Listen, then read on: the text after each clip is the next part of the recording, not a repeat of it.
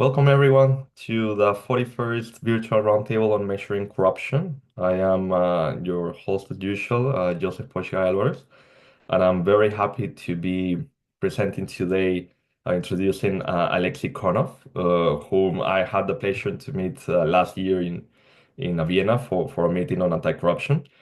And I was delighted recently when I saw his new paper come out on public procurement processes in Russia, and especially the type of indicators or events that we may be interested in looking into that may potentially be different to the type of red flags that normally we use to identify risk of corruption in public procurement in other parts of the world. So as I mentioned to Alexei, we have had conversations about measuring corruption through public procurement processes in this roundtable series in the past.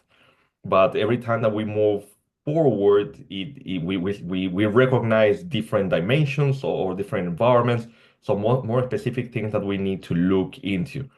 So rather than just seeing how the same model applies everywhere, so one size fits all, it's really interesting to see how when we confront real life, right, those international models may look different and require a different approach. So I'm very excited to hear Alex's presentation today. Before we begin, let me just explain a little bit what is the format of this roundtable. It's actually more like of a webinar, I should say. It will last about 90 minutes. Yes, there won't be any formal division between the presentation itself and the Q&A, meaning that if during the presentation you have any questions or you would like to share some comments or opinions about what Alexis is talking about at that given moment, please just raise your hand on the video or just click the hand emoji, and I will invite you to unmute yourself, and then you can ask that question. So of course that means that Alexei, I apologize in advance. I will be interrupting you a few times during your presentation, but I'll try to do it very strategically. So when you're changing slides or when I feel a pause in your discussion, that's normally when I will attack. Okay. Um, yes. So otherwise, please for everyone, keep your microphones muted during the presentation and until you're ready to ask a question or make a comment. That way, nothing in the background will be distracting Alex.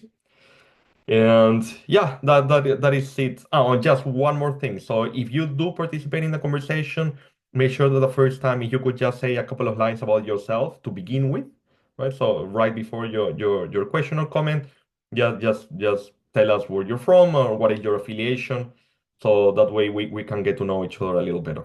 Right. So that's it from me, Alexei. The floor is yours. Feel free to start sharing your screen whenever you're ready. Thank you, Joseph. Good morning, good afternoon, and for someone, good evening, dear colleagues. Thank you all for joining us today. Actually, before we move to the substantive discussion, let me do two things. First, let me thank our host, Joseph, for organizing this series of roundtables or webinars, and of course, for inviting me to speak today. Thank you very much. Second, let me very briefly introduce myself. My name is Alexey Konov. I'm from Russia. I've been involved in anti-corruption for almost 25 years now. It sounds terribly, but yes, it's like that. I'm an anti-corruption since I was a student. My main activities have always been related to national anti-corruption reforms. I participated in developing key national anti-corruption laws in Russia. I prepared analytical materials that were used as a basis for drafting legislation. I wrote many pieces of legislation with my own hands. I monitored the implementation of anti-corruption measures and collected different types of data. I was actively involved in training the anti-corruption officers and also took part in some anti-corruption investigations. So in one way or another, I was involved in almost every aspect of the national anti-corruption reform. I also worked extensively as a consultant with international organizations, especially with the UNODC, not only in Russia, but also in other countries, including, for example, Central Asia. And also, I was a member and for 3 years, the chair of the board of governors of the International Anti-Corruption Academy that many of you know. Last but not least, several years ago, my team and I launched the anti-corruption portal. Many of you are probably familiar with it. It's a kind of online one-stop shop for anti-corruption experts that contain lots of different resources. I will briefly show it on the screen so that those of you who don't know it also can see. This is actually the portal. It's anticorp.world. And lots of interesting things in there, news, call for papers, our publications, different types of resources, documents of international organizations, publications, websites, movies, podcasts. We're adding quite frequently new elements, so please use it in your work and spread the word about it, because for us it's a very important initiative. Thank you.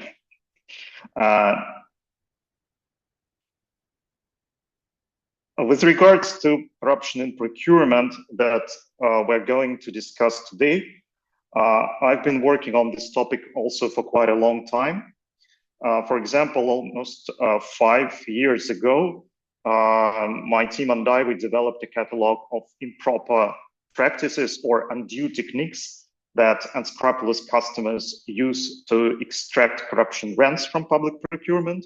So what we did, actually, we compiled a list of 100 techniques that are used to inflate contract prices, restrict competition, conceal the quality gains, the acceptance of poor quality goods, work and services.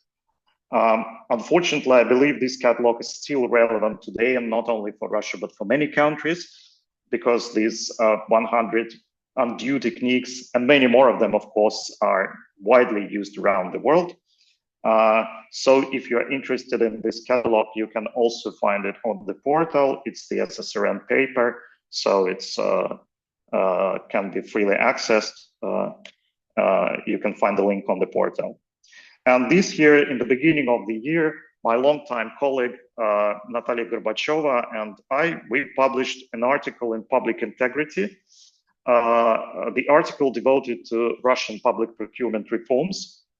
In particular, we were interested why these reforms were a failure from an anti-corruption point of view. The article is titled "Inattention to Reality: Fighting Corruption in the Russian Public Procurement with Pro-Competition Reforms." Quite a long name, but anyway, it's like this.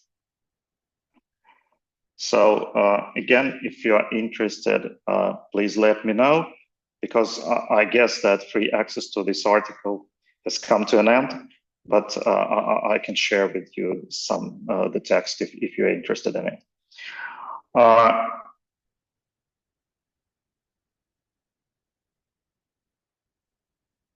Today, our discussion, as I mentioned, will be based mainly on this article, but we will discuss some additional aspects that we were not able to address in the article itself. And we're currently working on another article for the International Journal of Public Administration, and it focuses on corruption in information technology procurement. We analyze criminal cases and some high-profile scandals related to IT procurement in Russia over the past 10 years. So I will use some facts and some materials from this draft article also. So corruption in procurement and anti-corruption in procurement is my long-standing and ongoing interest. I try to address this topic from different angles and from different perspectives. As for our recently published article and for today's discussions, the first thing that interested us was how Russian reformers tried to fight corruption in public procurement and what measures they believed would lead to some positive results. As in many countries, or maybe even in most countries, public procurement reforms in Russia were largely carried out under the banner of fighting corruption. Of course, fighting corruption was not the only goal of these reforms, but it was definitely one of the priorities. And it was mentioned in all the documents and in the laws themselves. There have been several major waves of public procurement reforms in Russia. The latest and still ongoing began in 2014 with the adoption of the law on the contract system. I will go into some details a bit later. And each of these major waves, including the last one, had reducing corruption as one of its top priorities, as one of its goals. However, if we look at the tools that were emphasized in the Russian public procurement reforms, we will somewhat surprisingly find that there are actually no specific anti-corruption tools within it. For example, there is no emphasis on regulating conflicts of interest in procurement. There are almost no mechanisms for anti-corruption bodies to participate in the audit of the tenders, even the largest ones. There is almost no development of specific IT tools that allow to effectively identify signs of corruption in tenders. In other words, it's a kind of strange fight against corruption. It's a fight against corruption without anti-corruption tools. And perhaps even more importantly, the Russian reforms contain almost nothing that addresses the most important ways of creating corruption rents. What I mean, the opportunity to extract corruption rents usually arises when the customer either inflates the price of a contract or turns a blind eye to the fact that suppliers can't take corners on the quality.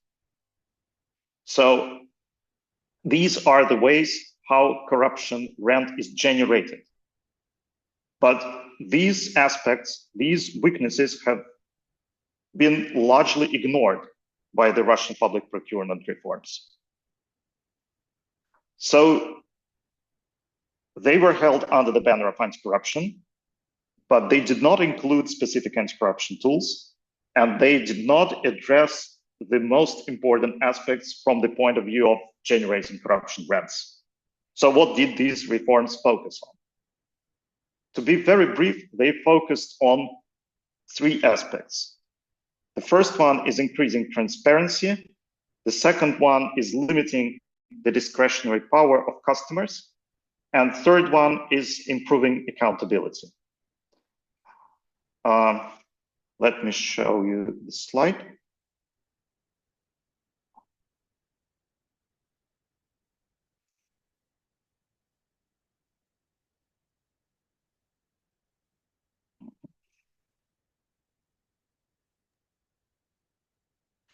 Alexey, perfect. Now we can see. Yeah. With regards to transparency, the most important thing was introduction and further developing of e-procurement. So one of the most important measures was the launch of the public procurement portal. In Russia, it's called the Unified Information System in the field of public procurement. So it first was the public procurement portal, then it transformed into the Unified Information System. But I will call it public procurement portal. It now contains really a lot of information, including with respect to each tender, all documentation and all amendments to tender documentation, responses to inquiries from potential bidders, all submitted bids, all the results of evaluation of bids, information on contracts, and sometimes limited information on the progress of the execution of contracts, and many, many other things. Complaints, some legal issues related to different tenders. So lots and lots of information. It's really a good resource. And it really helped to improve transparency. The second aspect is restricting discretionary powers. And this is maybe the aspect which deserved the most attention from the Russian reformers. First, they tried to limit the use of non-competitive procurement methods. For example, the legislation established an exhaustive list of selection methods and excluded some most discretionary ones, for example, competitive negotiations. It also addressed the issue of sole source procurement and prescribed an exhaustive list of grounds for sole source procurement, which was and actually is a real problem in Russia. And this new law that was that came into force in 2014 addressed this issue quite extensively. The second one is access to tenders and rejection of bids. Here is an exhaustive list of requirements for bidders was enshrined in law, which could not be supplemented or in any way modified by the customer. Criteria for bid evaluation. Again, the law provided an exhaustive list of criteria for contracting authorities to use to evaluate the bids. And in doing so, the law explicitly demonstrated, I would say, distrust to the difficult to quantify criteria.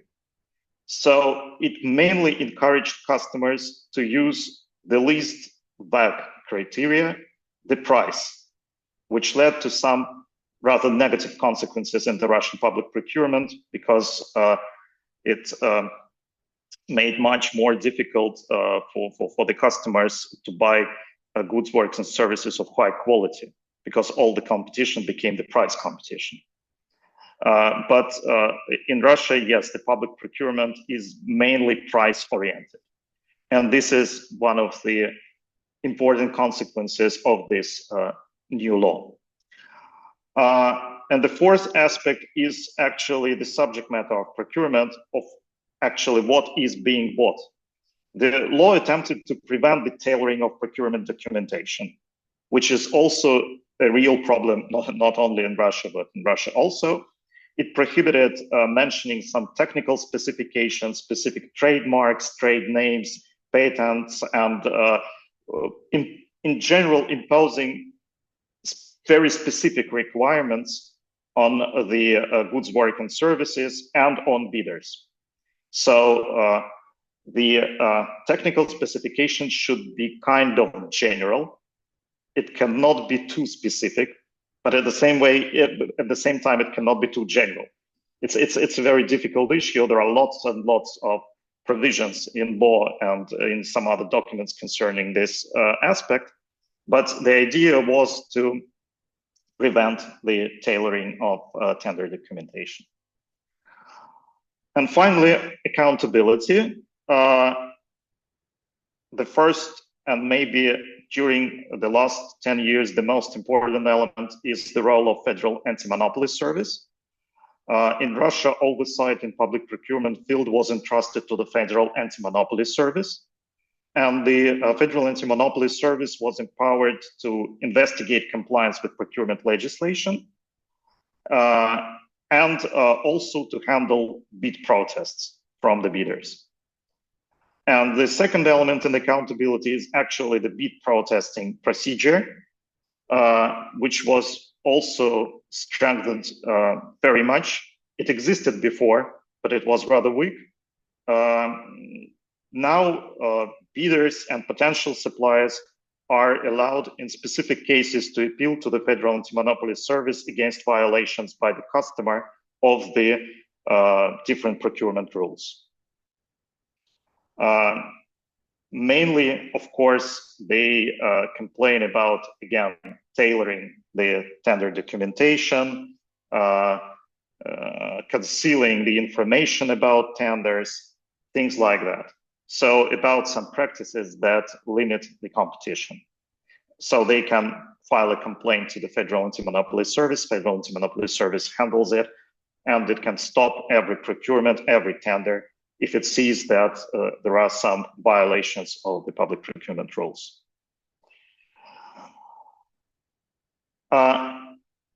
So transparency restriction of discretionary powers of the customer, and improved accountability.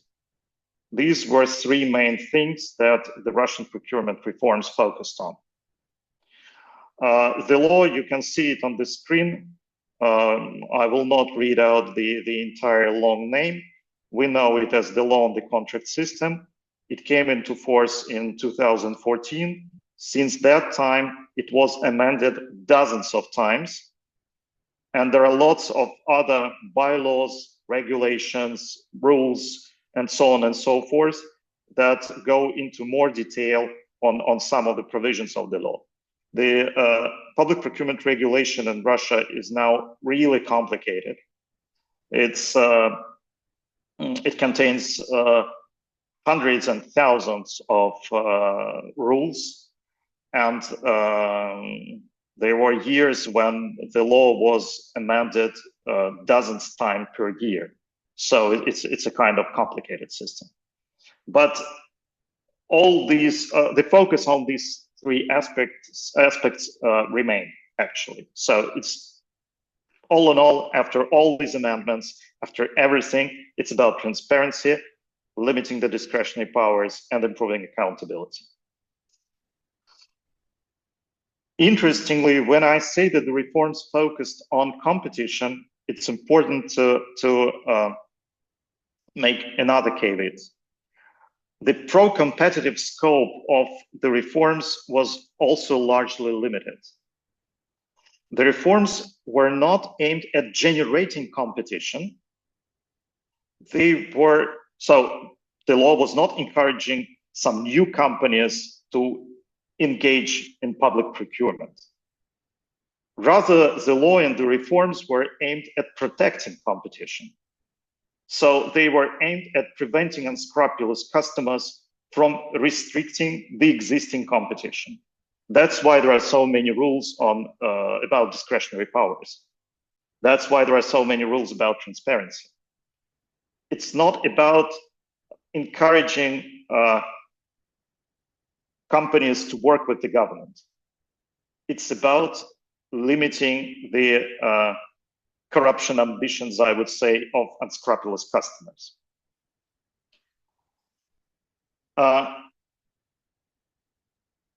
And of course, Russian reformers were not alone in designing reforms in this way. Actually, similar set of measures was implemented in many other post-Soviet countries and in many countries around the world.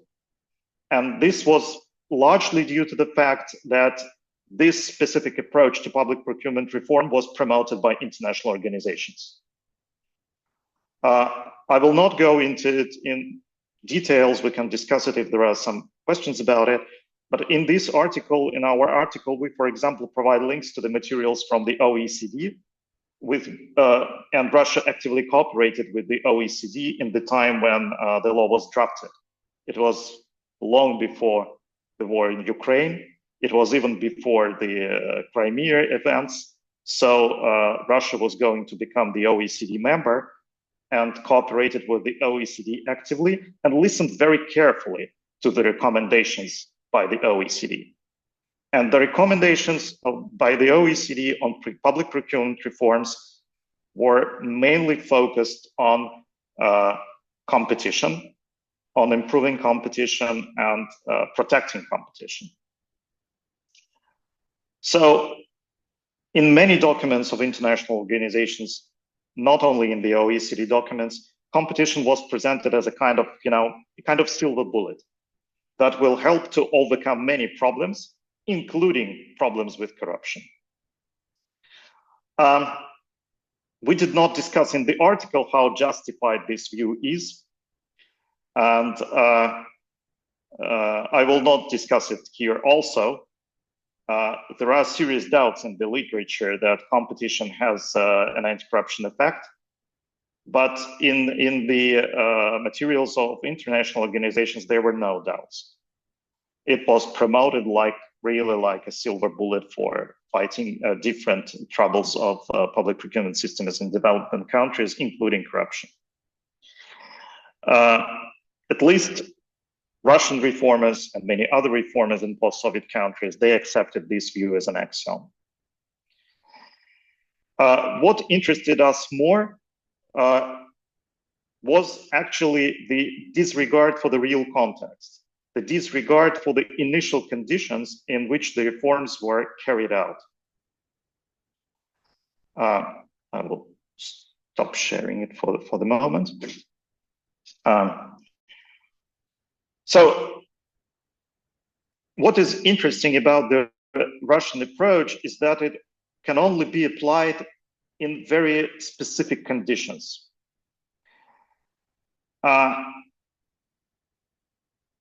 It is best suited for a situation where public procurement is already largely competitive.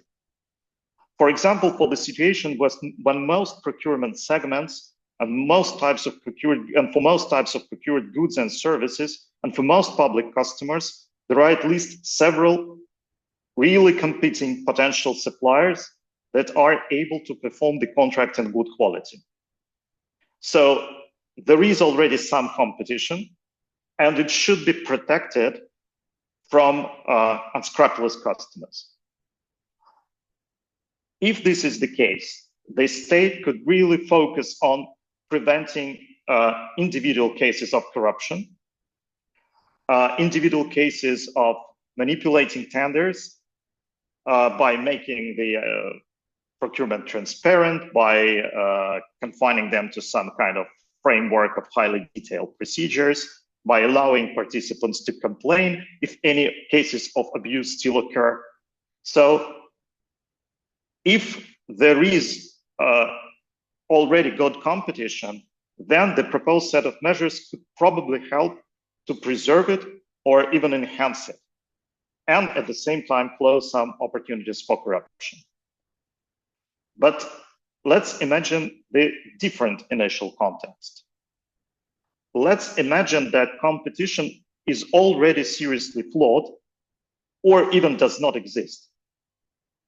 Let's imagine that every public customer works only with one supplier or a stable group of suppliers for a long time, and that suppliers know quite well unspoken boundaries and work only with specific customers and do not even try to participate in tenders of those government agencies with whom they don't have any informal agreements. So let's imagine the situation when the competition has already been killed. Under such conditions, measures to protect competition are unlikely to prevent corruption schemes. Actually, it will no longer make sense for the customer to take risks and restrict competition. They will already know that only reliable suppliers with informal connections will participate in the tender. And by the way, the appeal mechanisms will also not work in this situation, because actually there will be virtually no one willing to complain. So it would no longer make sense for the customer to conceal information about the tender, to overuse single source procurements, to tailor tender documentation to favor specific bidders, or widely use any other undue techniques fought by the law on the contract system and by the Federal Anti-Monopoly Services. Most formally competitive tenders would be entered only by bidders that collude with the customer. And instead of limiting competition, an unscrupulous customer will focus on other aspects of a corrupt scheme, which we mentioned before, ensuring excessive profits necessary to pay illegal rent by either inflating the contract price or turning a blind eye to the quality of procured goods and works and services. Yes. If I may interrupt, I have a question about this point because I find it very interesting, but I think it's worth also exploring a little bit.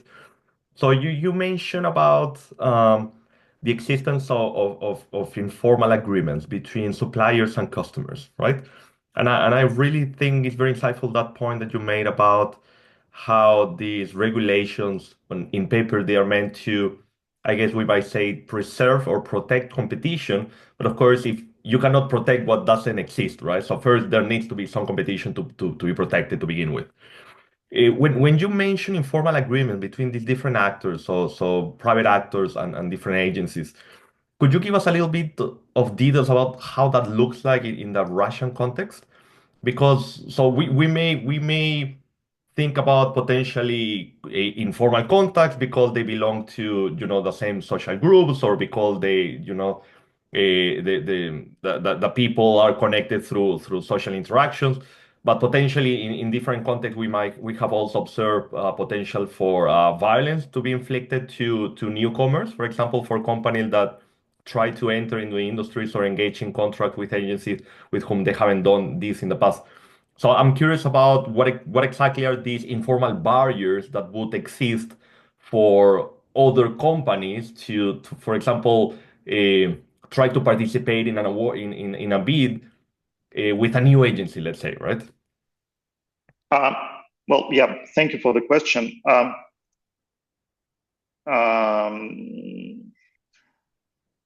Well, if some new company tries to enter the tender where there is some kind of informal agreement between other bidders and the customer, the situation may evolve in different directions.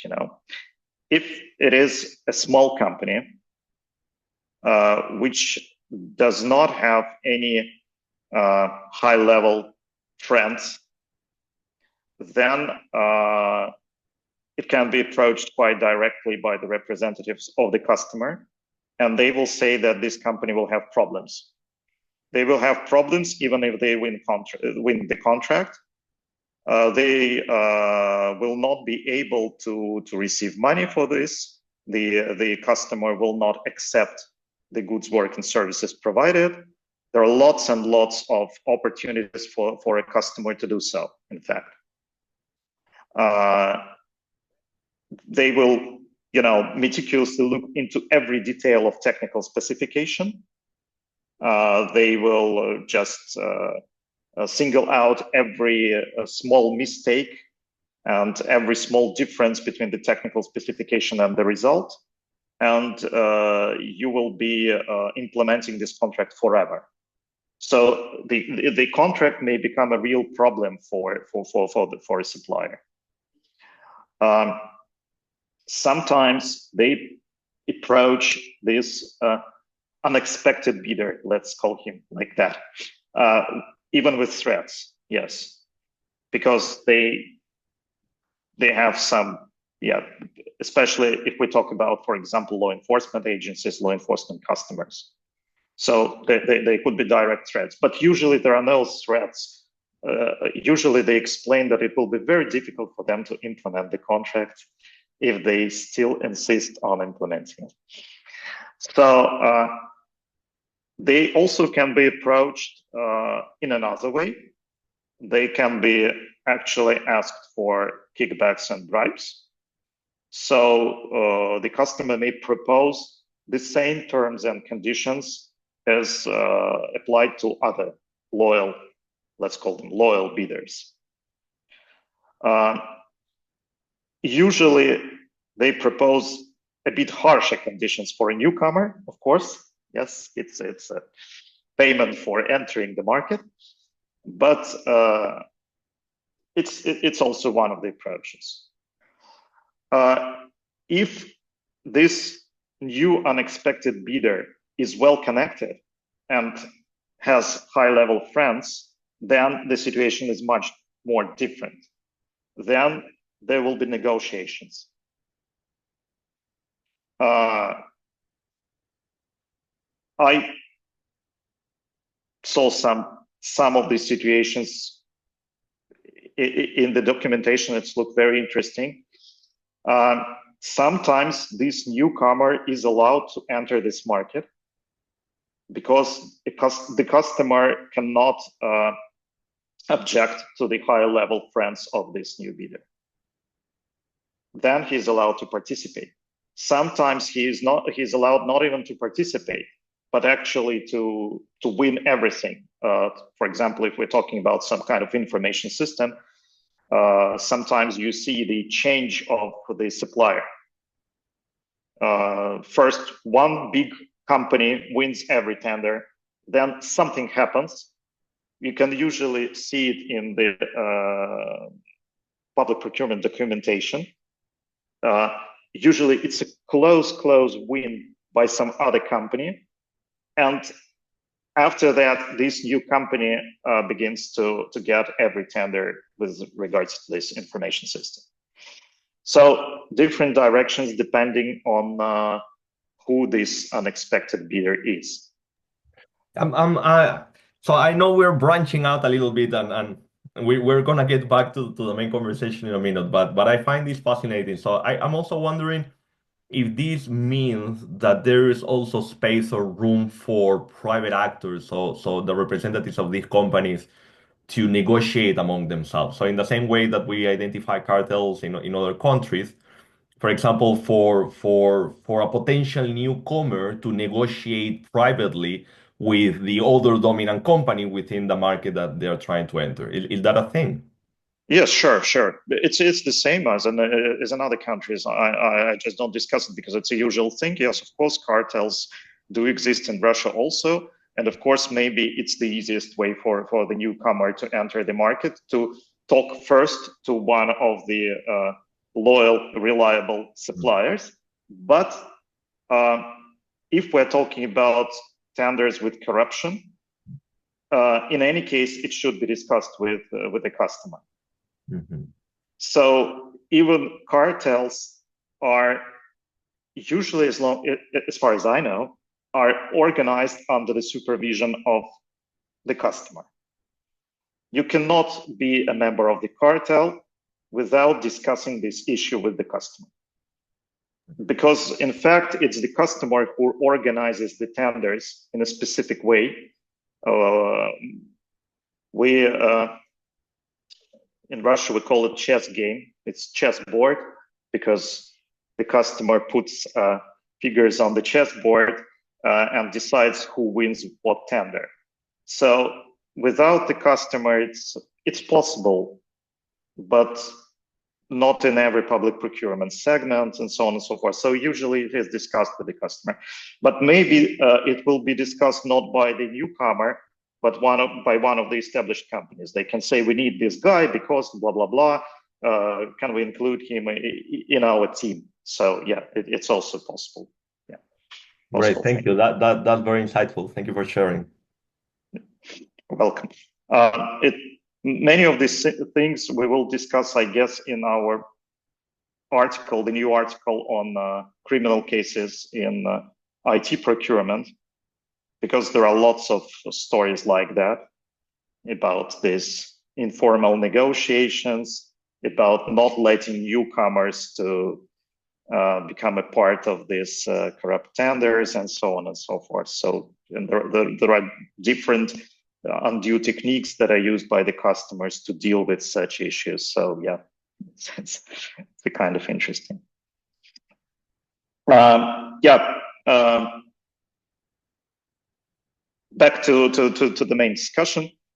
So we discussed that there are two possible situations. One is when competition still exists, and here the set of measures proposed in the Russian public procurement legislation can work. And the other situation when there is no competition. So in this context, these new measures will probably be futile. So in the article, we suggested that the context of the Russian public procurement, as you may understand from the recent discussion, was and is much closer to this second unpleasant option. And first, we based this assumption, just on common sense. The reform in Russia was not carried out from scratch. Russian public procurement had been riddled with corruption for many years. This was officially acknowledged even by political leadership.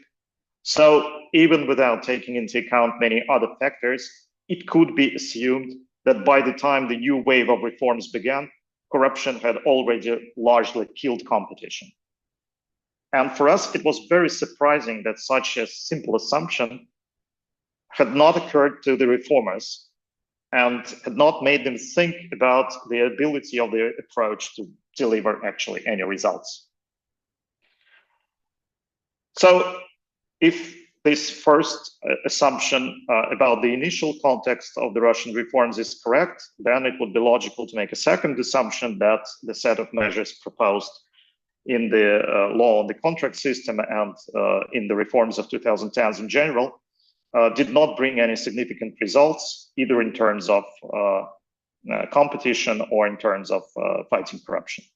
Simply because, as Joseph, you mentioned, protecting something that no longer existed could not bring any results. And this is actually where measurement finally comes into play. To test our first assumption, our first hypothesis, we needed to assess the level of real competition and procurement at the start of the reforms. And to test the second hypothesis, we need to assess the level of competition sometime later and try to understand whether there has been any significant reduction in corruption. We wanted to go beyond the official data on the level of competition in public procurement, and I will explain a little bit later why we decided we wanted some other indicators. So we could not study the entire public procurement system, and we chose only one procurement segment for our study. It's the procurement of government information systems. Government information systems are separate type of software which is aimed at digitizing the performance of government functions and at making Russian government agencies more effective. It's a very important segment of public procurement right now because digitalization of public administration has been one of the priorities for many, many years for the Russian government. There are hundreds of government information systems right now in use by the Russian government agencies. And actually the public procurement portal is one of these information systems. There are others, of course, for example, the information system for personnel management in the public service, the information system on managing real estate, lots of information systems regarding taxes. So lots and lots of different information systems, hundreds of them. So we decided to focus on this specific sector and this specific segment. And of course, I fully understand that each procurement sector has its own specifics. And perhaps the procurement of information systems is really more prone to weak competition than some other segments of public procurement. First, because customers usually prefer to entrust software development to the company that initially created it. Second, because potential suppliers themselves often do not want to develop an information system that was originally designed by some other company because it involves some technical difficulties. So yes, maybe this segment is more prone to weak competition than other segments. And of course, it would be great if similar studies were conducted for other, presumably more competitive sectors. However, our capabilities were kind of limited within the scope of this article. But in any case, the digitalization of government agencies, as I mentioned, has been recognized as one of the priorities, and the failures of public procurement reforms in this area, in any case, deserve attention. So what about data? Sorry.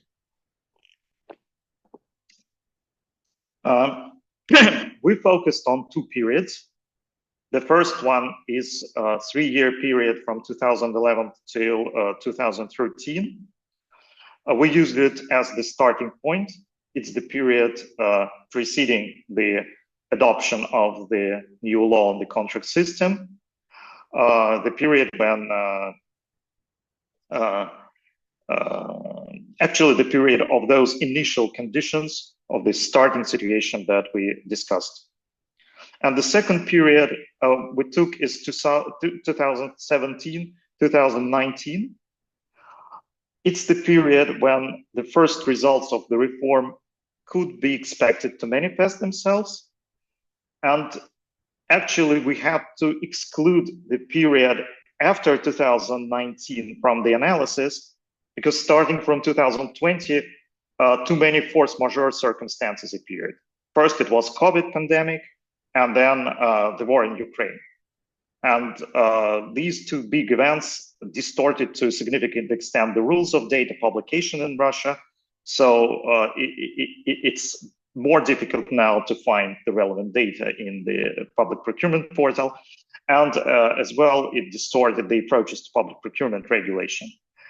Because, of course, in the emergency situation, the government agencies were more prone to single source procurements, which is kind of natural and it happens all around the world. So we decided to look at the period before these force majeure situations. For 2017-2019 period, we took all the data from the public procurement portal. It's a very good source of data for those who speak Russian. It's really highly valuable because there are lots and lots and lots of different data that can be used for different purposes. But the problem was that procurement of information system was not defined as a separate category of procurement in the portal. So we could not find all tenders related to procurement of a government information system at once, and we had to use a manual search actually by keywords. It was kind of labor intensive, but anyway, it was possible. And also it was quite convenient that the portal contained all necessary information for us, including the information on number and names of the bidders. For 2011-2013, for the initial period, there were more problems because it was not so convenient to use the portal for searching as the source of data, because many purchases from this period were missing from the portal, as the information had not been transferred to the portal from the system from the older systems that had been used before the portal was launched. So we additionally use data from some non-profit projects. For example, there is a project called Clear Spending in Russia, which has been collecting procurement data for many, many years. And again, the search was mainly manual and largely similar with the same keywords and so on and so forth. This data were used to calculate some indicators characterizing the levels of competition. And we started with two basic indicators that are universally applied by government agencies all around the world, including in Russia, to major competition. The first one is the share of single source procurements, and the second one is the share of single bidder procurements. Here I will, yes, show you this slide. So,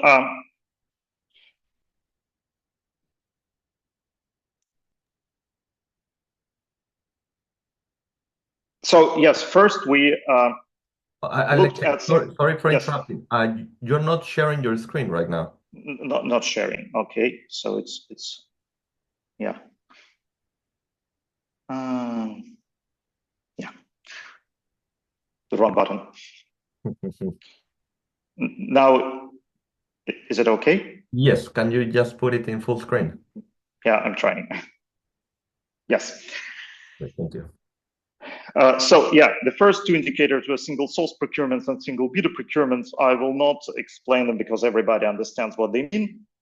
Yes, the single source procurement is when you buy something without competitive procedures. There is an exhaustive list of grounds on which you can buy from a single source.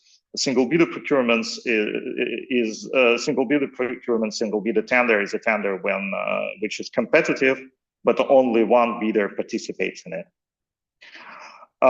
We quickly realized that this was not enough, and there were at least 3 reasons, and all of them are quite interesting.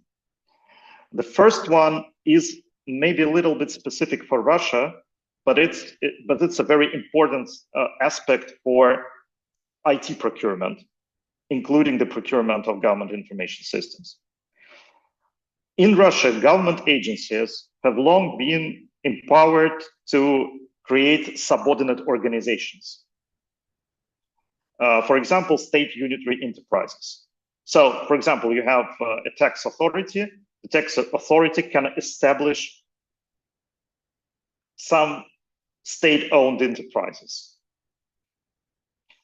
We call them subordinate organizations. Formally, these subordinate organizations are separate entities, but in reality, they usually function as an extension of the government agency.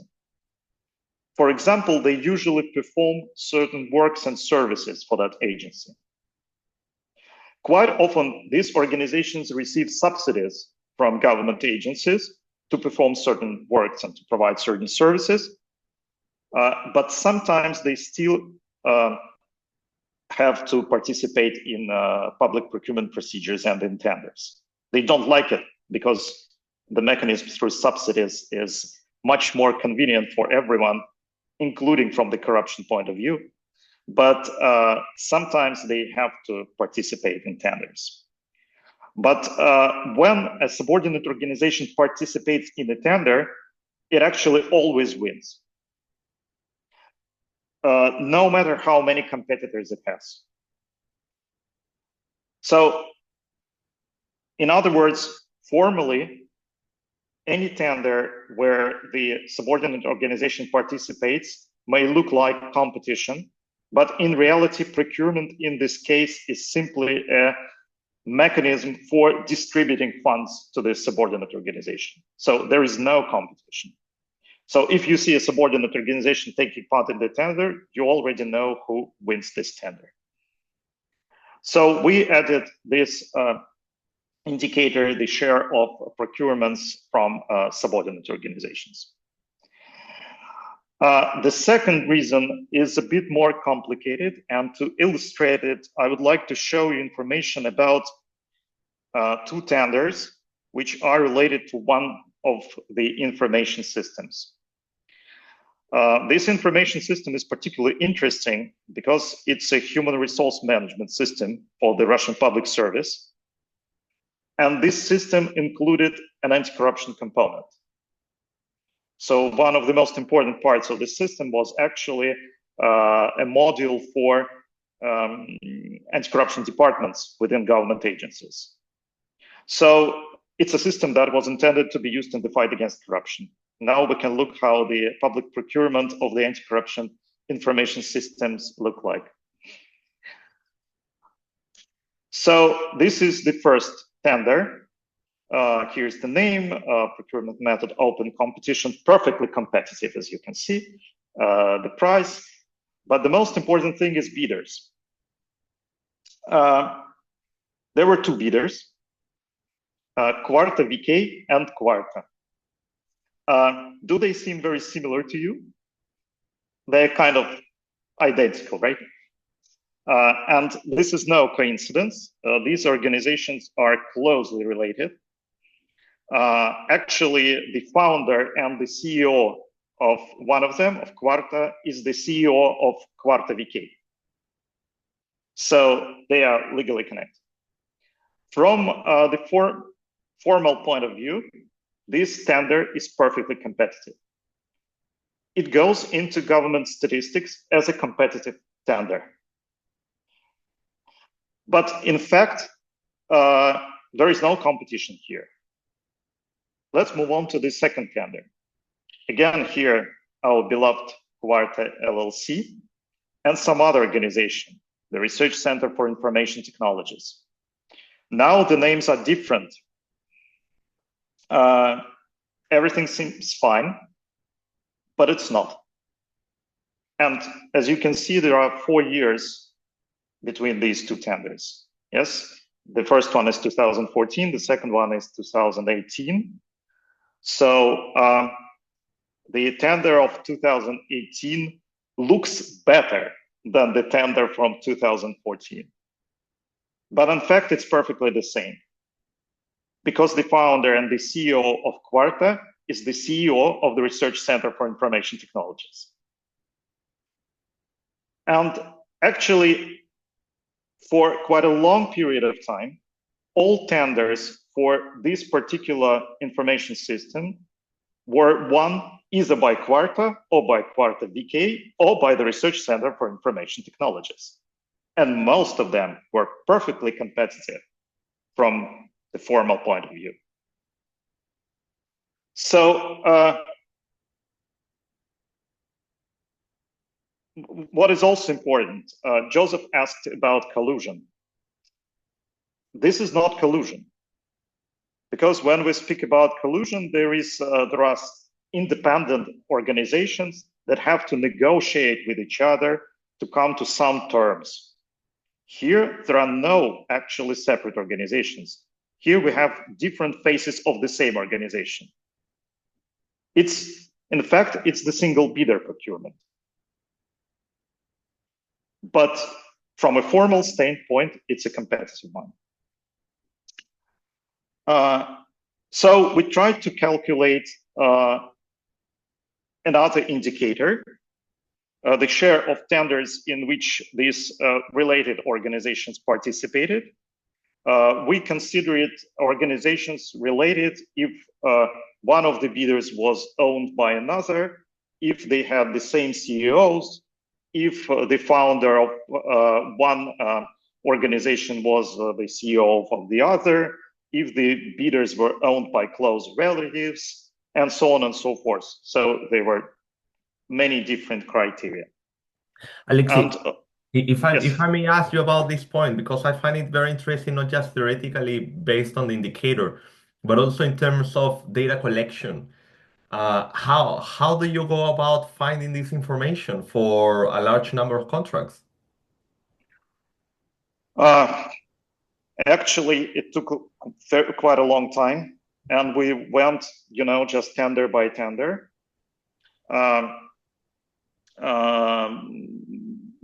In Russia, we have, and many countries actually, and in Russia also, we have a commercial software that is used for due diligence by private companies. And this software contains information about the founders, the management, and the owners of private companies. So using this software, we can find some links, some connections between the companies. Of course, there are lots of difficulties, and actually, this activity, it was more like journalist investigation than the research activity. Yeah, because sometimes, for example, we saw companies that were owned by guys with the same last names, but we couldn't prove that they were relatives or family members. So we had to exclude such cases. So the share of related companies that was the final result in our article, we know that it's lower than the real, we believe that it's lower than the real share of these fake competition tenders, because we just could not prove some of the links. But sometimes they were quite obvious. For example, the CEO of one company was Alexander Ivanov, and the CEO of the second company was Vasily Alexandrovich Ivanov, so who is the son of Alexander and with the same last name. So, of course, we understand that this is father and son, but we cannot prove it.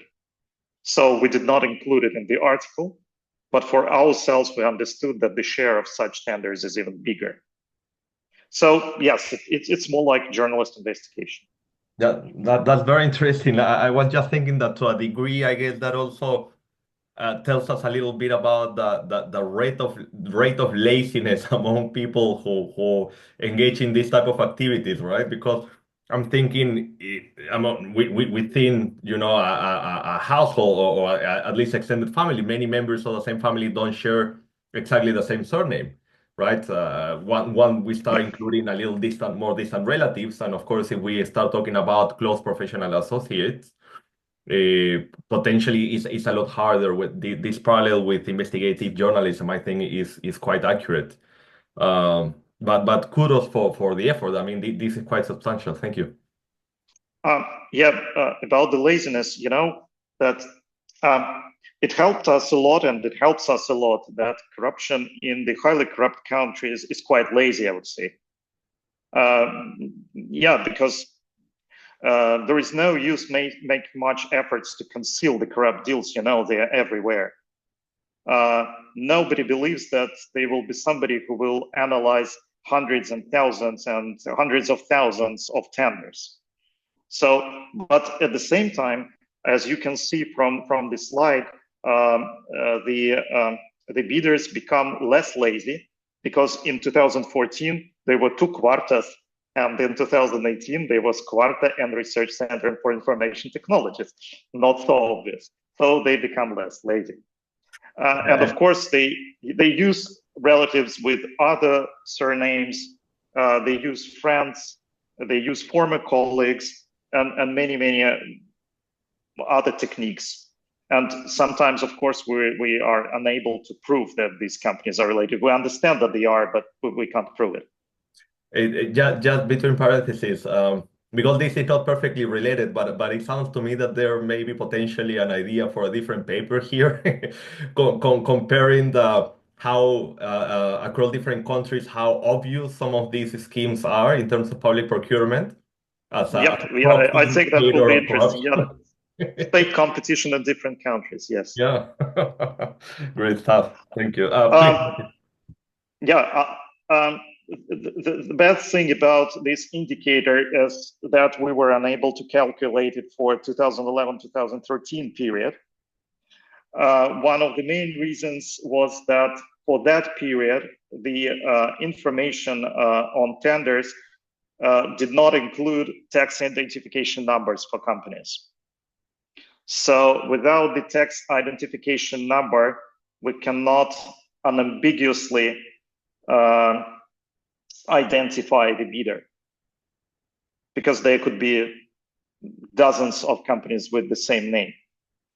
So it was a real problem. We're thinking now how to deal with it. We have some ideas, but for this article, we were not able to calculate it for the 2011-2013 period, and I still feel very bad about it, because actually this failure prevented us from testing another hypothesis.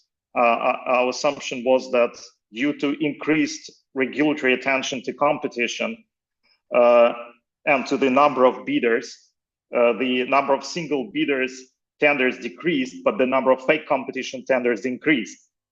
But we were unable to test it. And we're now thinking how we can do it, because it's an interesting thing. I think we are right, but we need additional data and additional means to find this data. So anyway, we added this fake competition indicator. We also supplemented it with the cases of officially identified collusion. We were a bit lucky because there were several criminal cases where officially collusion was proved by the court. So we added also these cases to this fake competition indicator. And the third reason why we needed additional indicators was that we saw that the large suppliers usually work only with some specific government agency. This is what we already discussed. They just do not participate in tenders by other government agencies, even when an information system to be developed is in many ways similar to what they created earlier. So they do not participate in tenders that they can potentially win, in fact, if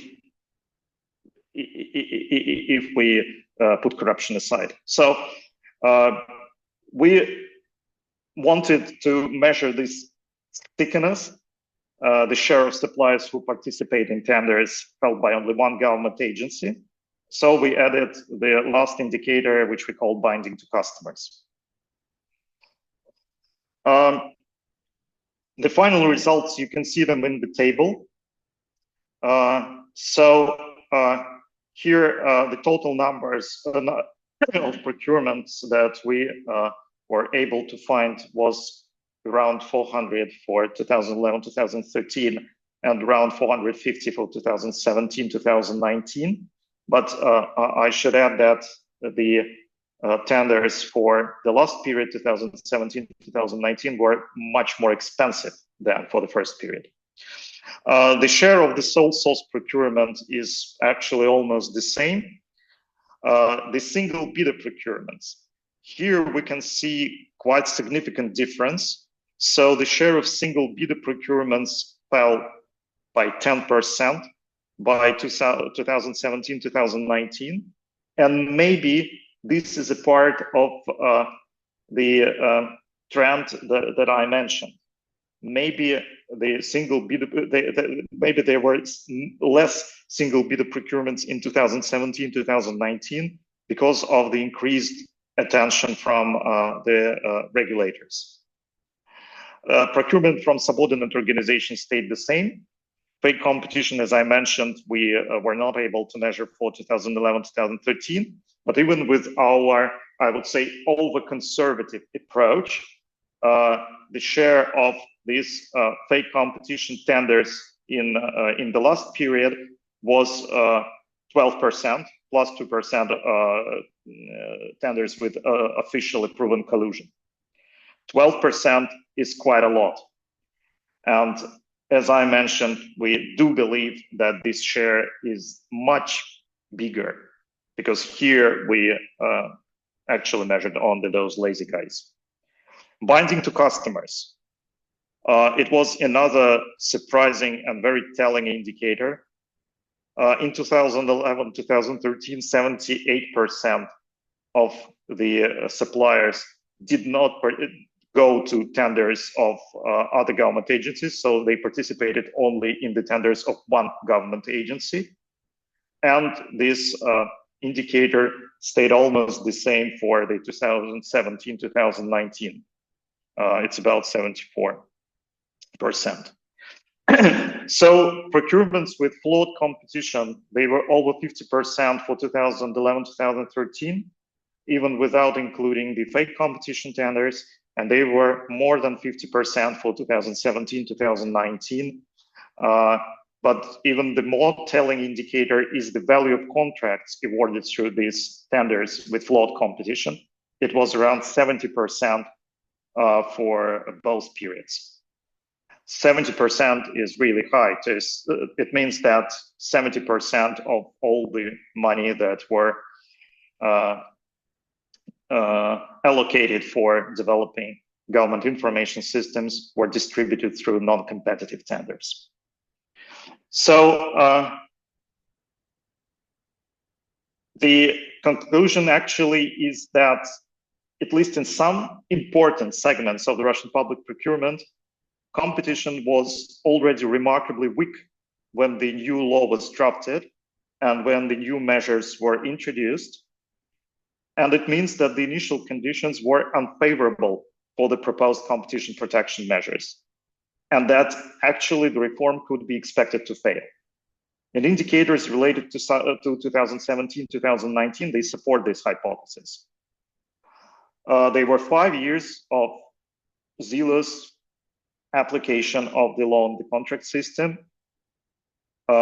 This period was very burdensome for good faith suppliers and for good faith customers because it became much more difficult to buy goods and services of good quality, but it did not lead to significant changes in the level of competition. So both the share of non-competitive procurements and the proportion of funds disbursed through them remained incredibly high. And the binding of suppliers to customers was just very, very strong. Finally, what about corruption? no good news here either. I will not delve into it right now. I can discuss it in more details if there are questions. In fact, we did not have any data, either official or collected by other researchers, that allowed us to assess corruption in procurement, let alone corruption in procurement of information systems. However, there were and there are many indirect indicators that suggest that the situation with corruption has not improved.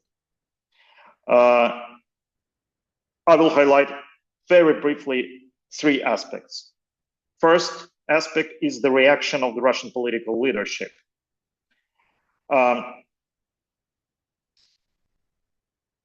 Actually, in the end of 2010s, Russian political leadership showed irritation, I would say, about the results of the public procurement reform with regards to combating corruption. And in the end of 2010s, the Prosecutor General's office was instructed to pay more attention to corruption in public procurement. And in the end of 2010s, substantive paragraphs on public procurement were, for the first time ever, included in the National Anti-Corruption Plan. Before that, there was almost nothing about public procurement in the national anti-corruption plans. It was actually the field of responsibility of the Federal Anti-Monopoly Service and not of the anti-corruption bodies. So the political leadership seemed to be demonstrating that the measures taken under the banner of the public procurement reform were not effective from the anti-corruption point of view. Second, the participants of tenders themselves, they continued to say in various surveys that corruption remained a serious problem.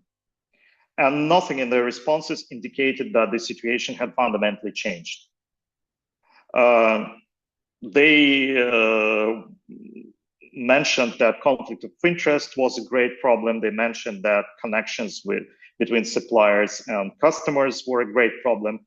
They mentioned that corruption was a great problem. So from their point of view, everything stayed the same. And third, which is also very important, the procurement sector, including IT procurement, continued to be rocked by corruption scandals. They occurred actually everywhere, at the federal level, at the regional and local levels. They permeated almost all elements of this new digitalization infrastructure. And maybe the most striking example to date, maybe there will be more striking examples, I don't know, is the arrest for bribery of the federal deputy minister who was responsible for the digitalization of public administration. Just a couple of weeks ago, he was sent to prison. And it's actually shocking results of all the anti-corruption reforms with regard to IT procurement. To make some kind of conclusion,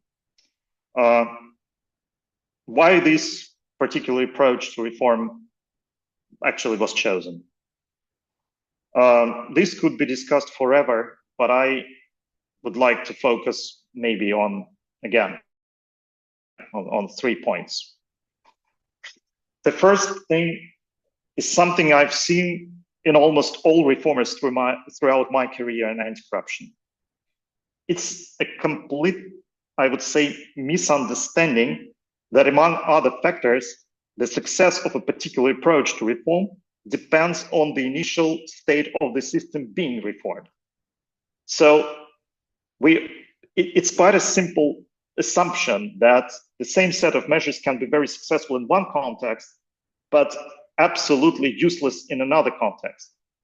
But frankly speaking, nobody understands this. And this is a great problem, not only with regards to public procurement reforms, but actually to any anti-corruption reforms, and in most countries where I worked.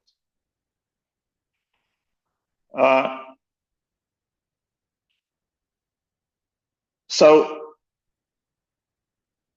the reformers usually fail to understand this fact, They do not know how to identify critical initial conditions for a certain set of measures, and they do not know how to measure these initial conditions.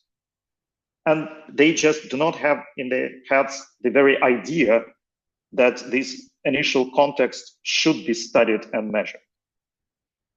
The second thing is related to the first one. It's, I would say, over-reliance on the recommendations of international organizations.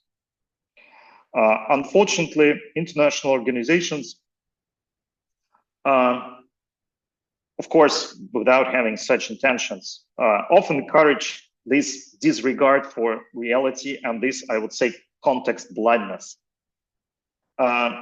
when they try to disseminate the best practices.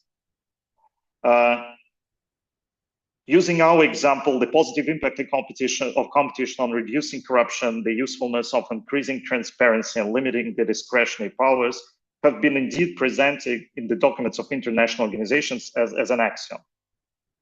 And not a single attempt was made to discuss how these measures would work in a highly corrupt environment, where corruption actually may have killed competition. And this is very important because these best practices are often borrowed from the countries with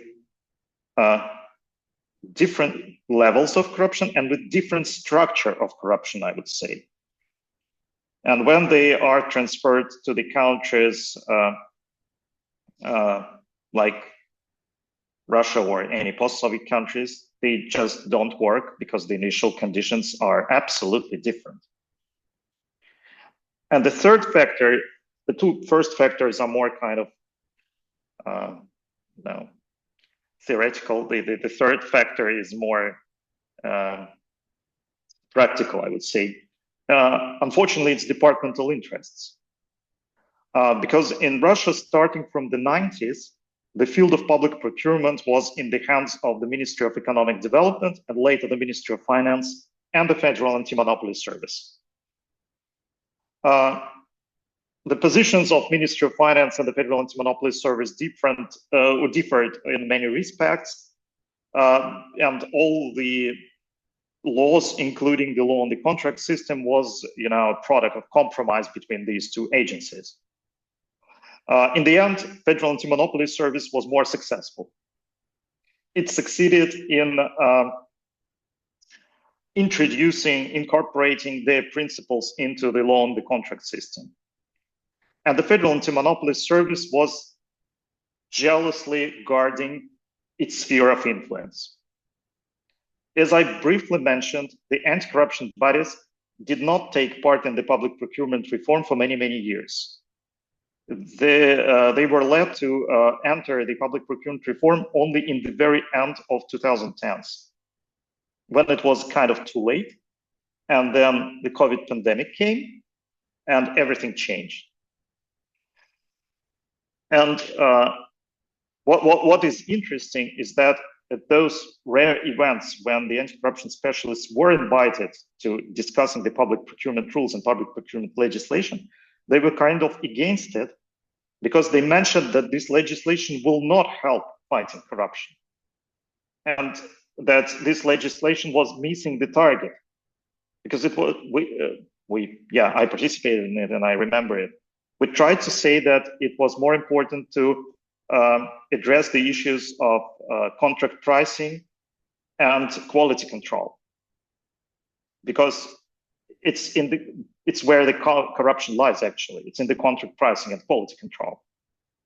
And there was no use protecting competition that actually was not existing at the moment. But anti-corruption bodies did not participate in the reform. It's quite possible that the Federal Anti-Monopoly Service leaders, they sincerely believed in the approaches they proposed. I don't think that some of my reviewers, peer reviewers, they asked the question, was they personally interested in this law? Nobody knows, but I don't think so. No, I think they really believed that competition was a silver bullet. But because they were the Federal Anti-Monopoly Service, they were about protecting competition. They knew nothing else, and they did not want to know anything else. So maybe this reform was the result of the departmental interests also. So that's it. Yes, thank you. Thank you, Alexey. Very interesting presentation. So let me now, we still have another, well, a little over 5 minutes. So let's open the floor for some questions. Let's start with Andrew. Hi, Alexey. Thanks very much. Just a bit introduction to myself. I'm the director and founder of Artificial Fiscal Intelligence, and I'm a PhD candidate at DCU in Ireland, Dublin City University, exploring the nexus of politics, efficiency, and corruption in public finance systems. I very enjoyed your presentation a lot, and it strikes me with many memories of similar experiences. I wanted to share my experience on dealing with fake corruption that you brought up, and then ask you a question on fake reform and the next steps from this research.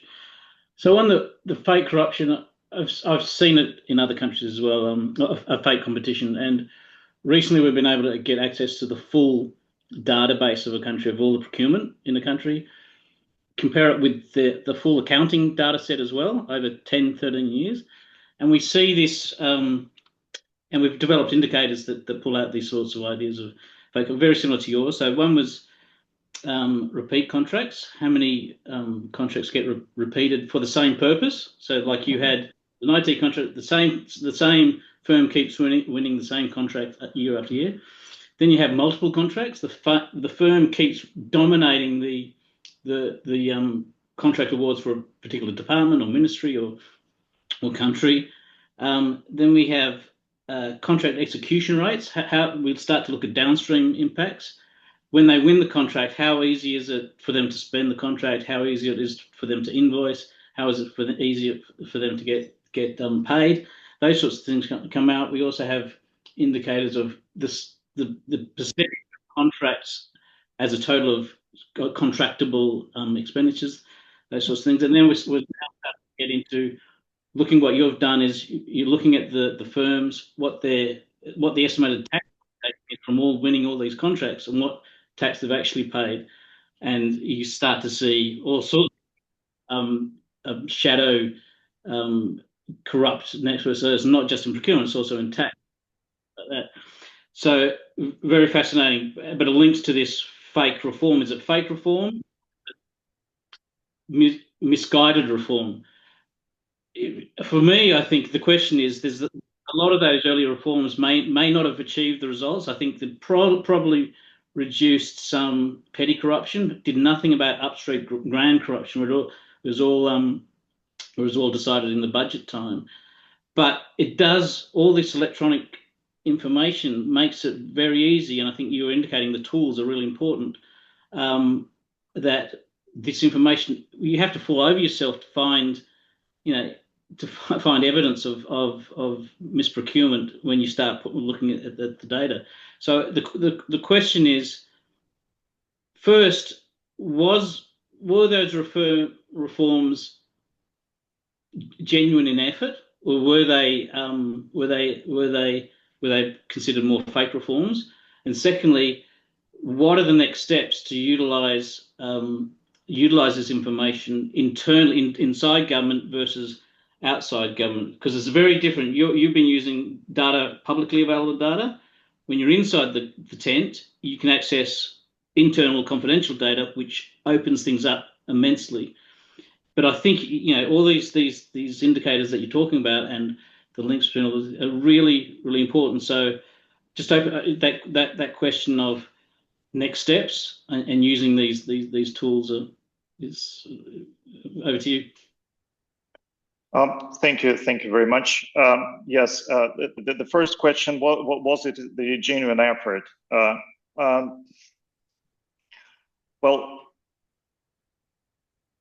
it's always very difficult to tell. My impression is that yes, it was partly because actually everyone was interested in decreasing the level of corruption in public procurement, and the interesting thing about the segment that we chose for our article is that it was the segment where many people in government were interested in decreasing the level of corruption, because digitalization was perceived as a, you know, as a very important mission of the Russian public administration. And all these digital things and digital tools are widely applied in Russia, in the private sector, for example. The private sector in Russia is sometimes even more digitalized than the private sector in Europe. So everybody wanted to bring these these success stories into public administration. So yes, I think there was genuine interest in decreasing corruption, at least in some segments of public procurement.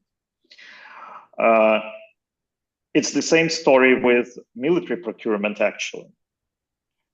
During the war, I guess everybody was interested in decreasing corruption in military procurement, but it was too late. So yes, I think it was the genuine effort, but it was a severely misguided effort, I would say.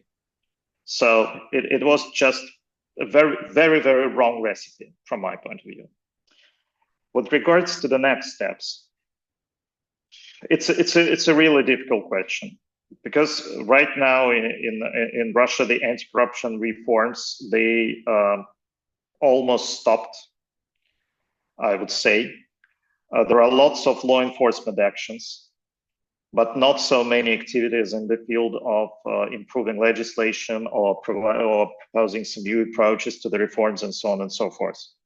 So it's not very, I don't think it's kind of possible right now to use these data or other data internally right now. And for us, the next steps is to start discussing these things using open data. As I mentioned, our next article will be devoted to criminal cases and IT procurement.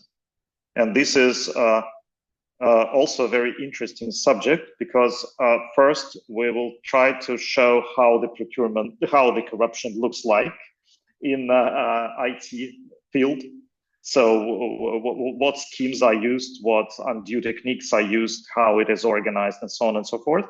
But second, we will also discuss how the anti-corruption activities are organized in IT procurement, because anti-corruption and law enforcement actions are organized also in a very specific way. The IT procurement becomes a field where law enforcement can show good results because of the of the specifics of technical specifications of these standards, because the result of IT procurement is usually different from technical specifications and so on and so forth. So it can be very beneficial for law enforcement. And that's why maybe they pay much attention to this field. So we will try to discuss these two aspects. So what we will do next, we will try just to show different aspects of this unpleasant reality. Maybe fake competition is also a subject to discuss in more detail. It's kind of complicated to find relevant data, but it's interesting. And I haven't seen much discussion in the research literature of fake competition, actually, because it's more the field of investigative journalists. Yeah, so maybe here also we will do something.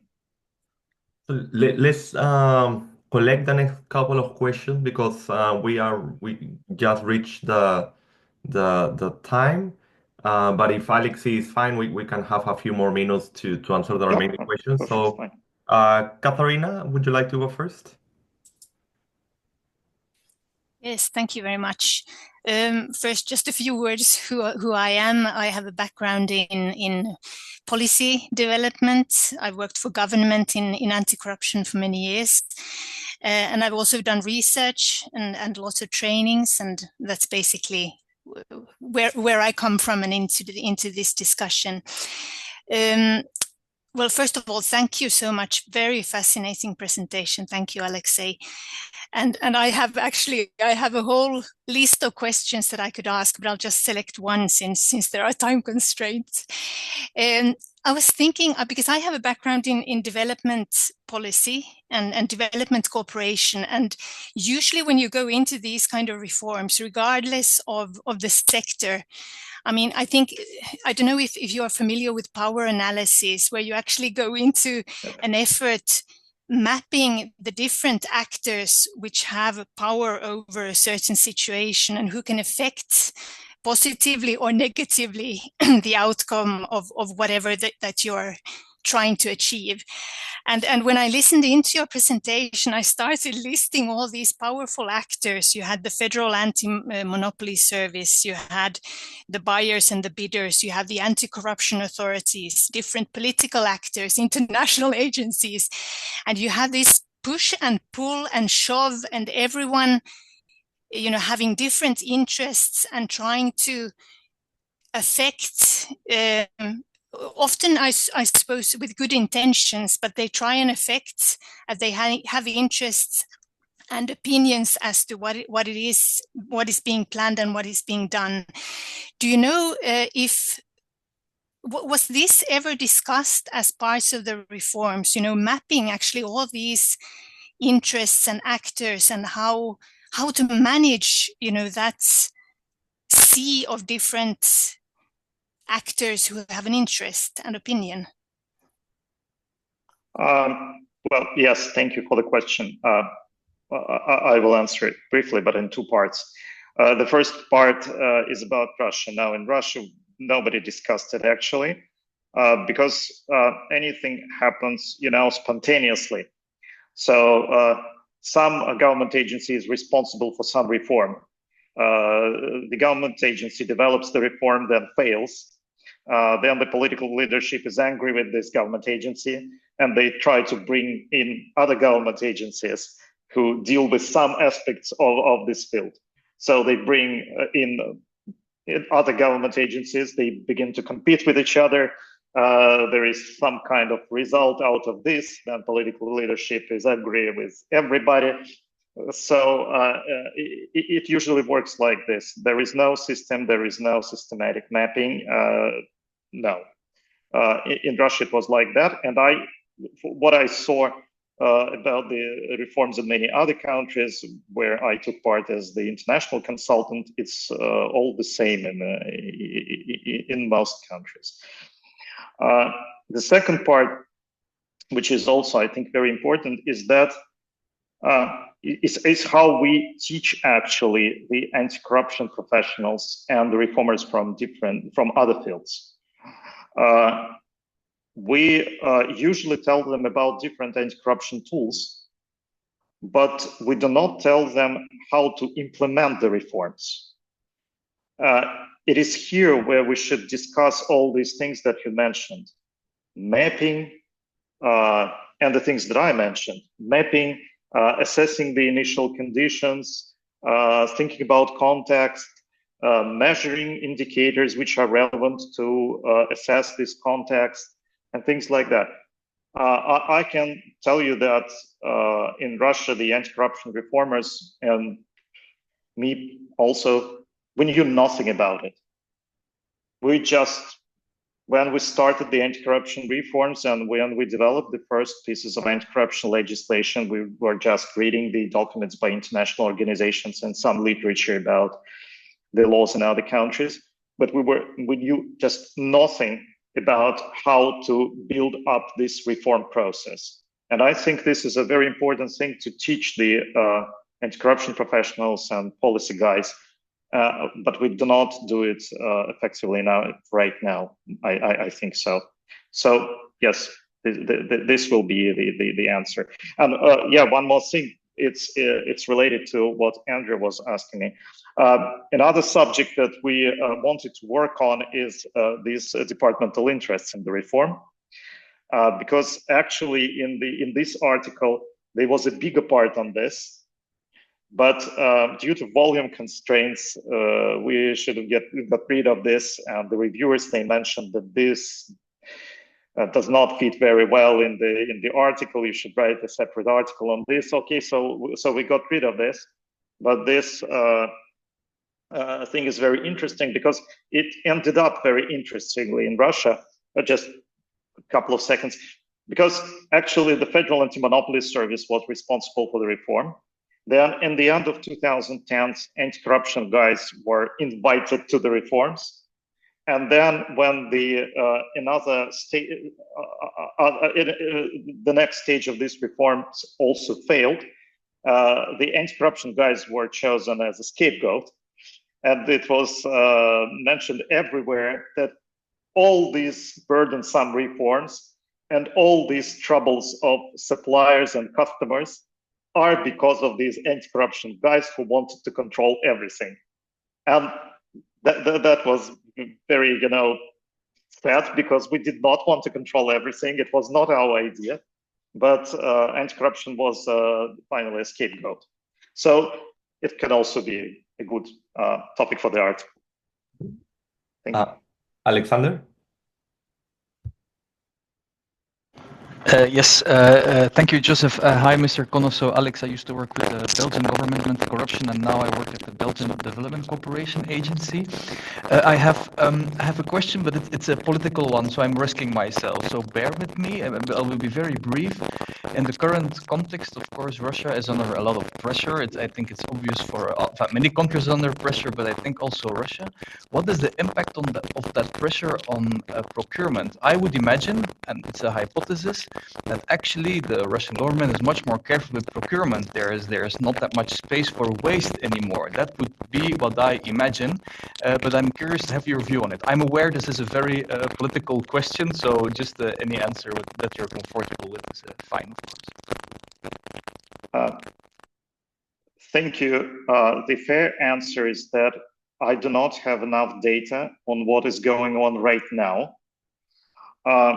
What we do know is that the share of single source procurement increased dramatically because nobody wants anymore to play these tender games, especially in specific areas, and we all understand what these areas are. They just want to get results. And if there is one company in the country that can deliver some goods and services of good quality, then this company will get the contract no matter what. So the share of single source procurement increased. Also, we do think, but of course we should test this hypothesis, that the share of other mechanisms also increased. I mentioned that Russian government agencies can have right to give subsidies to their subordinate organizations, and these subsidies is a very interesting tool because it has been widely used as a corruption tool. Because these subordinate organizations, they do not follow the same rules as government agencies with regards to public procurement.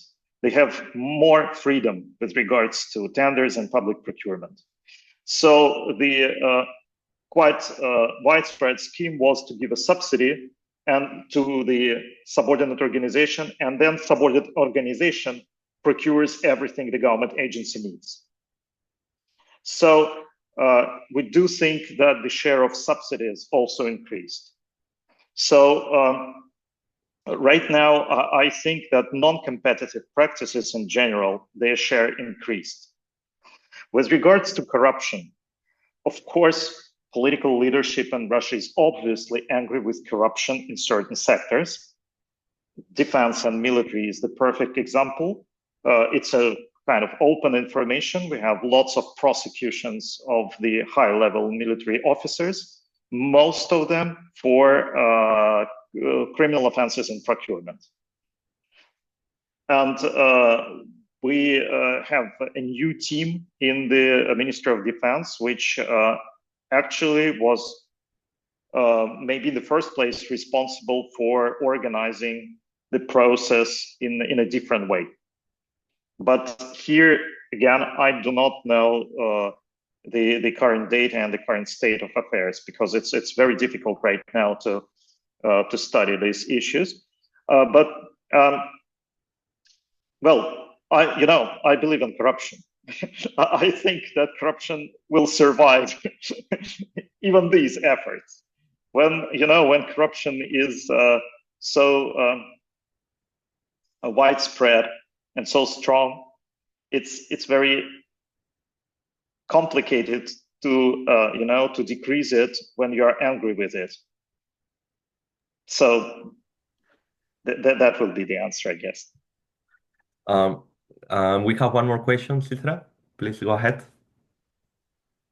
Hi, I'm Chitra from Monash University. So I'm doing research in corruption, and this area actually interests me because if I could share with you, we have systemic corruption issues, and we also have failure of pro-competition reforms in Malaysia's public procurement scenario.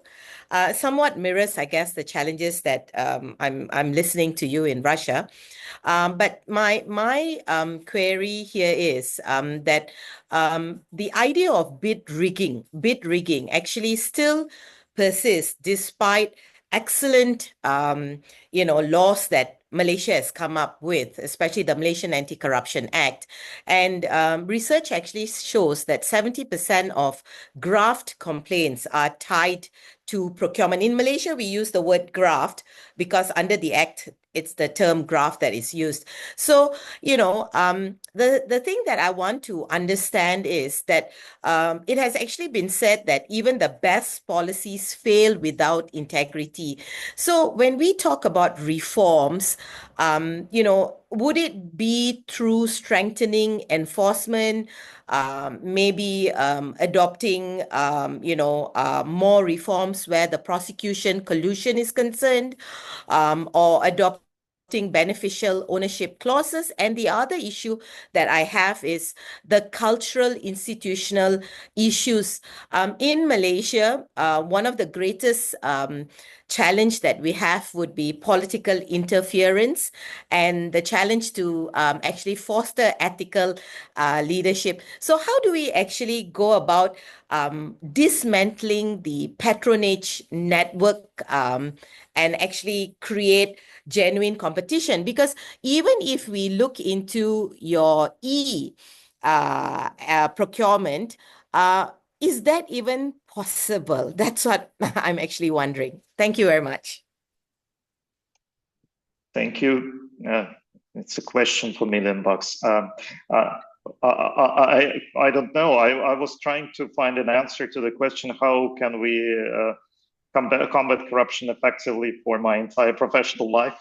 And I don't know the answer, unfortunately. I will share it with you right away when I find it. But answering seriously, well, I think one of possible opportunities with regards to public procurement is maybe to create some kind of islands of integrity.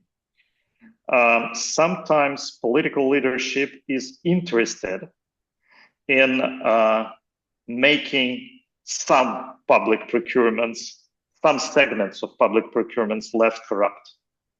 And I think in highly corrupt countries, this is the window of opportunity. So, for example, if your government wants to decrease corruption, let's say in IT procurement, you may try to explain to the political leadership how we can do it.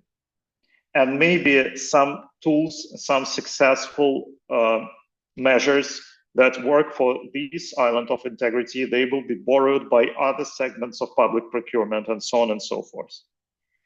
That is why actually I do not like the idea of the single law on public procurement, which exists, for example, in Russia.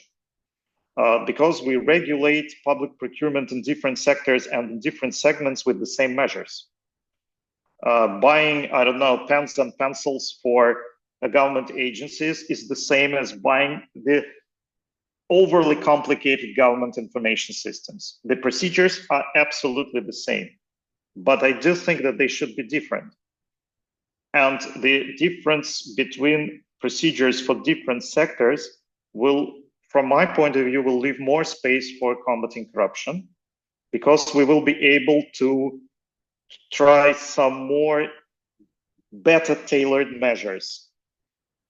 Of course, using these windows of opportunity when political leadership is interested in that area or another. Because when political leadership is not interested in some area of public procurement, you will just you will do nothing. Yeah, it's almost impossible in our countries. Of course, countries are different, political processes are different, but in our countries we should look for this window of opportunity and use it. I think maybe this is one of the ways. That's a very interesting solution, actually.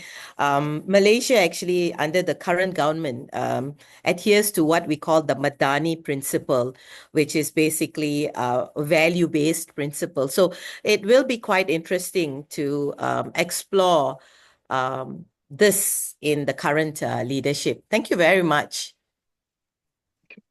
Yes, thank you, Alexey. I mean, that last point is very, I mean, the entire presentation was filled with so many insights that are very valuable and very useful. But the last point, I think, is something that is going to stick with me for a while, because it reflects something that you continue coming back to, the point about really understanding the context in which we implement reforms or we design these anti-corruption policies. So it kind of makes sense that then potentially the way forward is to really incorporate the reality that different sectors have different contexts, and so our approach to fighting corruption then needs to be tailor-made, not just at the country level but at the sectorial level, right? Yep. So I think that's very insightful. Thank you. All right, so we have already taken I have abused a little bit of your time, Alexey. I apologize for this, but it was such an interesting conversation and discussion. Thank you again for donating your time, for being so kind in this way, and thank you everyone for joining today's meeting. With this, I'm bringing the session then to an end, and I hope to see you all again next month at the next roundtable. Thank you, everyone. Have a lovely day, afternoon, evening. Thanks, everyone. Thanks, Joe. Thank you very much. Thank you very much. Thank you for inviting Bye-bye. and thank you for coming. Bye. Thank you, Alexey. Take good care. Bye-bye. Bye.